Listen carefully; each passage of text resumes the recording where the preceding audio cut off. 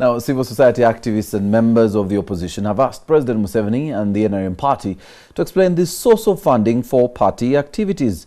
Recently, NRM legislators were given funds to popularize the party's resolutions at the Kyankwanzi retreat, which included fronting President Museveni as the sole flag bearer for the 2016 elections. The party maintains that the funds are contributions from their members. On Take 5 tonight, the Vice Chair of the NRM caucus, David Bahati, takes your questions on the source of the NRM mobilization funds. You can join the conversation on Facebook, Twitter, also via SMS. Our hashtag, of course, is NTV Take 5.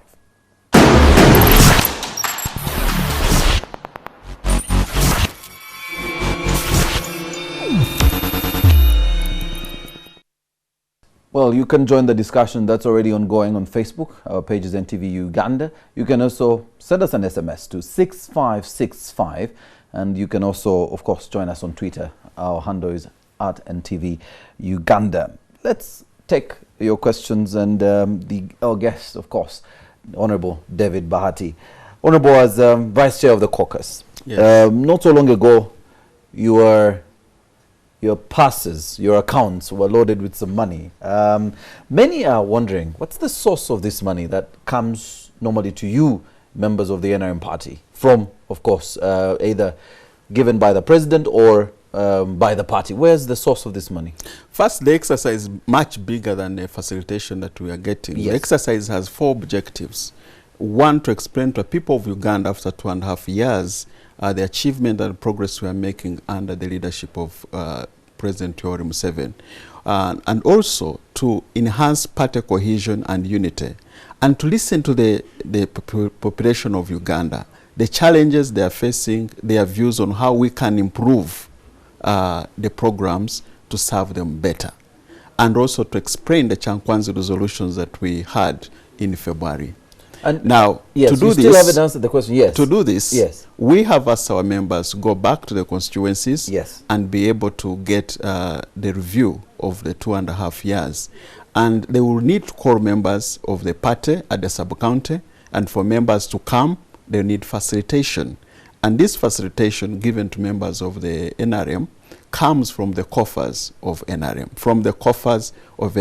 Every single month, yes, of the year, yes, the NRM members of parliament, yes, contribute to the party 15% of their salary. Which is about, give us an estimate, because I'm sure you get a deduction on your pay slip. Well, that's close to 45 million per month. Per month. Per month.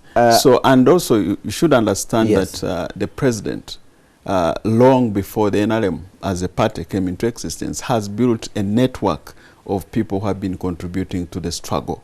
Contributors to the party. To the party. Yes. So, Ugandans should understand that NRM party cannot, there is no way we can use taxpayers' money to fund party activities. The money that we are using, yes, comes from the coffers of the party, and the exercise that's being carried out is carried out by members of the NRM caucus, and members of the NRM caucus do contribute every month out of their salary to the coffers of the party. All right, let's talk about the numbers, Honorable. We are being told, and this is a public figure, that 4 million shillings was given for each sub-county. And say you who has, say, 5 sub-counties in your constituency, that means you got 20 million. One of your colleagues, the Honorable MP from Iganga, offered to give the 4 million in one sub-county as cash. He tried 10,000, it didn't work. He tried 5,000, and still some people went away without receiving that money. Was this message lost in translation? The fact that some others have opted to give it as cash and others have called rallies? Is there a problem in the mode of how this money can be spent? Well, we have always encouraged our members as this exercise moves on. Actually, I must say that we have now completed 6 districts. Yes. And out of those 6 districts, we have completed almost now 36 constituencies. And the exercise is progressing on very well. We are achieving the objectives of explaining to the people of Uganda the achievements of NRM for the last 2.5 years, listening to them, their challenges. And to do this, we need to facilitate these meetings. And we have only had 2 incidences, one of Iganga and another one somewhere, where this has become an issue. And we have encouraged our members that as you facilitate these members, please do it in a decent way, in a way that will not discredit the objectives of the exercise.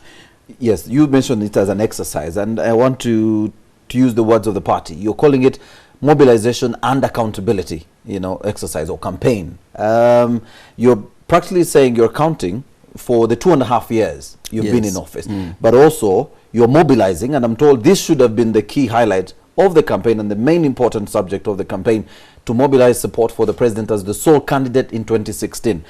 Was this just a diversion? Not really to account for 2.5 years, but really campaign and have President Museveni as the only sole candidate for the NRM party? Is that why this is an exercise that should be actually, in my opinion, be carried out on an annual basis. Because the people of Uganda gave us a mandate, they need to get accountability of what we are doing. We have been getting a lot of reports from ministries, head agencies, from their boardrooms. It's time now we connected what is written in the boardroom to the field.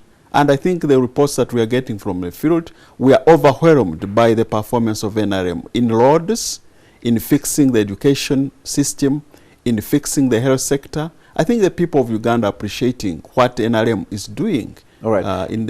As we conclude this, Peter Mutala asks, and he does quote the Constitution, he says, that drive to popularize the sole candidacy of His Excellency Museveni contravenes Article 67, subsection 3 and subsection 4 of the Constitution. It also contravenes Section 18, subsection 1 of the Presidential Elections Act. The Honorable David Bahati should explain otherwise. He shouldn't pride in the mediocre leadership they are offering now. That is how he ends his statement.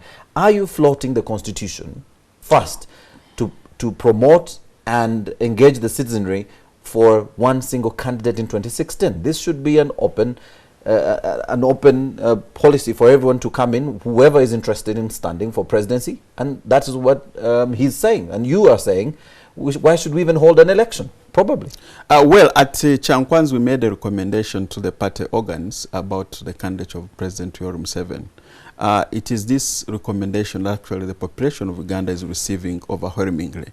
But as I say, the exercise is focused on 4 objectives: to explain to the people of Uganda the achievements we have made so far, 2, listen to the views and the challenges they are facing, to enhance party cohesion, and also to explain the Kyankwanzi resolutions that we made in February. Yes, and we are achieving on these objectives. Finally, you say you would love this to be an annual event. I would imagine. Can you as a party afford it? Because I'm thinking 20 million multiplied by the over 180 MPs. I think we need to devise ways on how we can make this one annual exercise, so that we are able to explain to the people of Uganda, but also to our party members. People from Kabale need to know what's happening in Karamoja, and vice versa.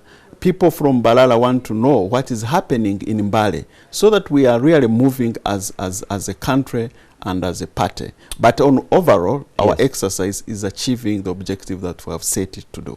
Thank you very much, Honorable David Bahati, You're welcome. Vice Chair of the NRM Party, and that was Take 5.